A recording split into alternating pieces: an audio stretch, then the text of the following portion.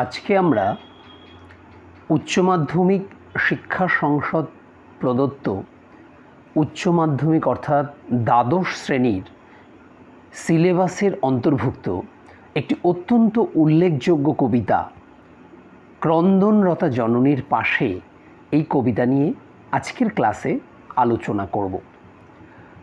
কবি মৃদুল দাশগুপ্তের লেখা ক্রন্দনরতা জননীর পাশে। আমরা এই কবিতা যদি আলোচনার ঠিক আগের মুহূর্তে আমি বলতে চাই যে ক্রন্দনরতা মানে যিনি কাঁদছেন, ক্রন্দনরতা জননীর পাশে, জননী মানে মা। তাহলে যে মা কাঁদছেন, ক্রন্দনরতা জননীর পাশে, অর্থাৎ যে মা কাঁদছে তার পাশে আমাদের থাকা উচিত।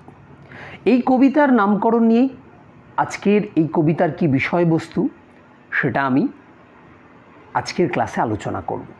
কবি মৃদুল দাশগুপ্ত বাংলা সাহিত্যের একজন অত্যন্ত প্রথিতযশা লেখক, কবি। তার প্রচুর কবিতা রয়েছে, বিশেষ করে গরিব মানুষের কথা, অসহায় মানুষের কথা, যারা সাধারণ গরিব মানুষ, খেটে খাওয়া মানুষ, প্রতিবাদী মানুষ, তাদের জীবন কাহিনী নিয়েই তার কবিতার বিষয়বস্তুগুলো হয় বেশিরভাগ ক্ষেত্রেই। আজকে আমাদের যে পাঠ্য ক্রন্দনরতা জননীর পাশে এই কবিতাটি ধান ক্ষেত থেকে এই কবিতা সংকলনের অংশ। আমাদের পাঠ্য আজকের ক্রন্দনরতা জননীর পাশে। শুরু করছি কবিতা। ক্রন্দনরতা জননীর পাশে এখন যদি না থাকি, কেন তবে লেখা, কেন গান গাওয়া, কেন তবে আঁকা আঁকি। কবি বলছেন যে মা কাঁদছেন, ক্রন্দনরতা জননী, তার পাশে যদি এখন আমি না থাকি, তাহলে আমার এই লেখা, আমাদের এই গান গাওয়া, আমাদের এই আঁকা আঁকি কিসের জন্য, তার কি গুরুত্ব আছে? আমরা জানি অন্যায়ের বিরুদ্ধে যদি প্রতিবাদ না করা হয়, কবির লেখনী যদি অন্যায়ের বিরুদ্ধে প্রতিবাদ না করে, শিল্পীর ছবি আঁকানোর তুলি যদি অন্যায়ের বিরুদ্ধে প্রতিবাদ না করে, আর যে গায়কের গান যদি প্রতিবাদ না করে অন্যায়ের বিরুদ্ধে, তাহলে সেগুলো সবই বৃথা, তাহলে সেগুলি সব মিথ্যা। তাই কবি বলেছেন যে এই ক্রন্দনরতা জননীর পাশে যদি আমি না দাঁড়াই, আমরা না দাঁড়াই, তাহলে আমাদের এই নাগরিক সমাজের প্রতিনিধি বলে কী লাভ? আমরা কিসের নাগরিক? আমাদের কেন এই গান গাওয়া, কেন লেখালেখি করা, কেন ছবি আঁকা, তার কোনো গুরুত্ব নেই যদি আমরা ক্রন্দনরতা জননীর পাশে না দাঁড়াই। নিহত ভাইয়ের সব দেহ দেখে নাই যদি হয় ক্রোধ, কেন ভালোবাসা, কেন বা সমাজ, কিসের মূল্যবোধ? কবি বলছেন যে আমার ভাইয়ের, একটা ভাইয়ের, নিহত ভাইয়ের মৃতদেহ দেখে, সব দেহ মানে মৃতদেহ, সেই মৃতদেহ দেখে আমার মধ্যে যদি ক্রোধ না জাগে, আমার মধ্যে যদি রাগ না হয়, তাহলে কিসের ভালোবাসা, কিসের মূল্যবোধ, কিসের এই সমাজ? আমরা মানুষ, সমাজবদ্ধ জীব। আমরা একে অপরকে সহযোগিতার মাধ্যমে পৃথিবীতে বেঁচে থাকি। যে ভাইটা মারা গেছে, যে ভাইয়ের মৃতদেহ পড়ে রয়েছে, সে হয়তো আমার ভাই নয়, কিন্তু কারো না কারো তো ভাই।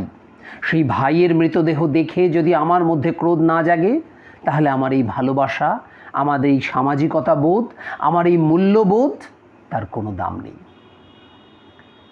এরপরে কবি বলেছেন যে মেয়ে নিখোঁজ, ছিন্ন ভিন্ন জঙ্গলে তাকে পেয়ে আমি কি তাকাবো আকাশের দিকে বিধির বিচার চেয়ে? কবি বলছেন যে একটা মেয়ের মৃতদেহ পড়ে রয়েছে, ছিন্ন ভিন্ন মৃতদেহ জঙ্গলে পড়ে রয়েছে, সেই ছিন্ন ভিন্ন অত্যাচারিত মেয়ের মৃতদেহ দেখে আমি কি আকাশের দিকে তাকাবো বিধির বিচার চেয়ে? যে কবে বিধি বিচার করবেন, সেই অন্যায়ের প্রতিবাদ কি আমি করব না? সে হয়তো আমার বোন নয়, কিন্তু কারো না কারো তো বোন।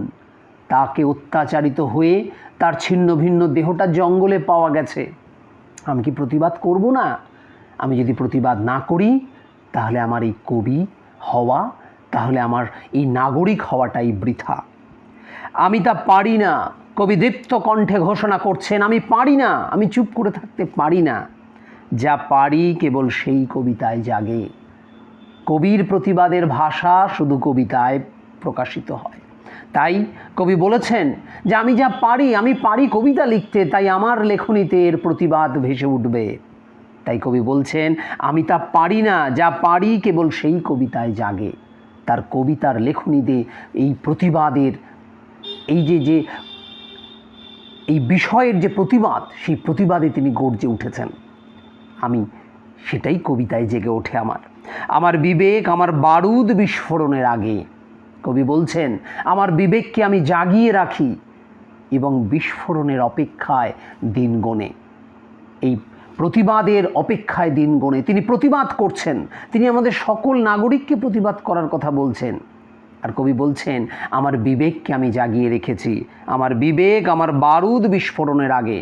এবং তারপরেই এই বারুদে যেদিন অগ্নিসংযোগ হবে, সেদিন তার প্রতিবাদে ফেটে পড়বে চারিদিক।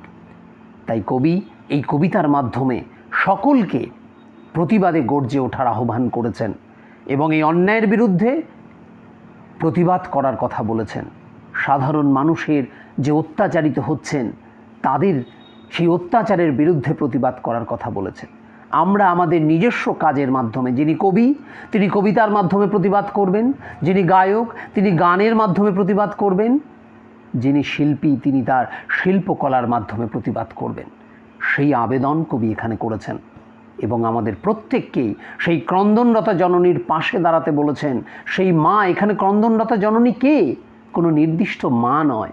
এই ক্রন্দনরতা জননী আমার দেশমাতৃকা, আমার বঙ্গমা, আমার স্বদেশের মা, যার প্রত্যেক সন্তান প্রত্যেক মুহূর্তে মৃত্যুর মুখে ঢলে পড়ছে, সে কাঁদছে। তাই আমাদেরকে সেই ক্রন্দনরতা জননীর পাশে দাঁড়াতে তিনি আহ্বান করেছেন। খুব সুন্দর একটা কবিতা আজকে আমরা এই ক্লাসে আলোচনা করলাম। এর পরবর্তী ক্লাসে আমরা অন্য কোনো বিষয়ে অন্য কোনো টপিক নিয়ে আলোচনা করব।